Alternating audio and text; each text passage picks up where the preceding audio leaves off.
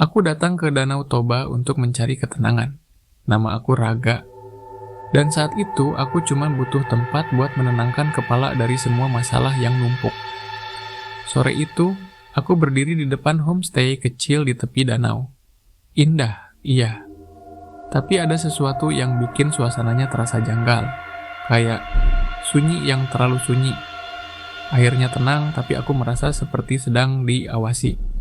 Entah dari mana, entah oleh siapa. Aku pikir itu cuma sugesti.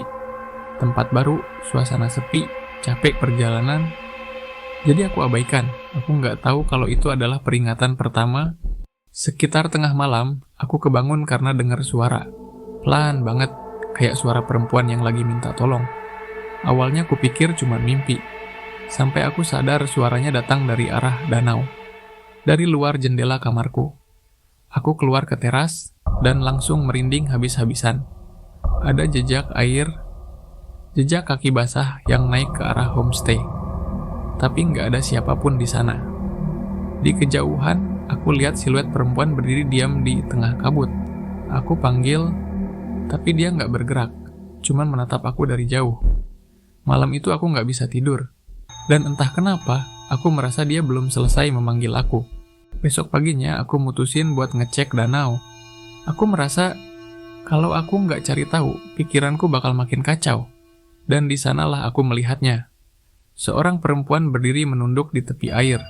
Rambutnya panjang, basah, menutupi seluruh wajahnya. Pakaiannya putih kusam, kayak udah berhari-hari nggak diganti. Tubuhnya gemetar kecil, seolah kedinginan. Aku pikir dia butuh bantuan.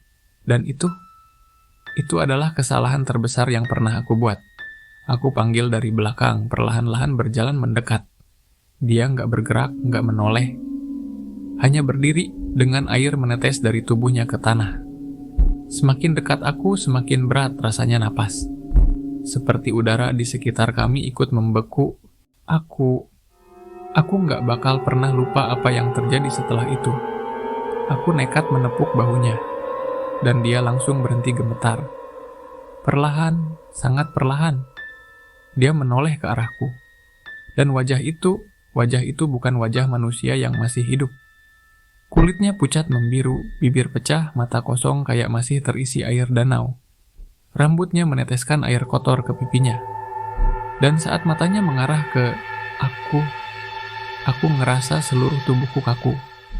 Dia tiba-tiba menarik lenganku. Kuat.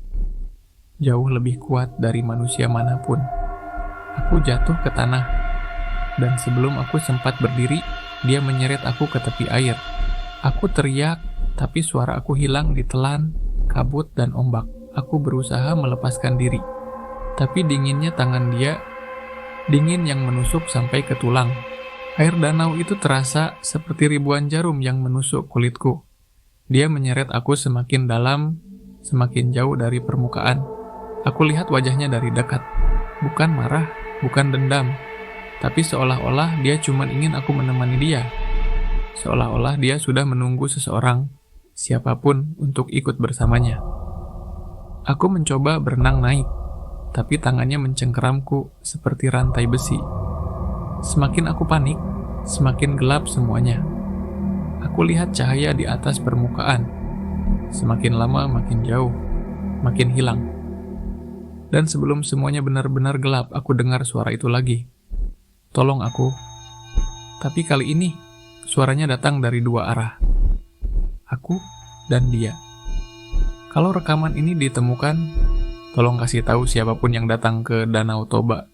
Jangan pernah jawab suara yang terdengar dari air. Karena suara itu mungkin bukan meminta tolong.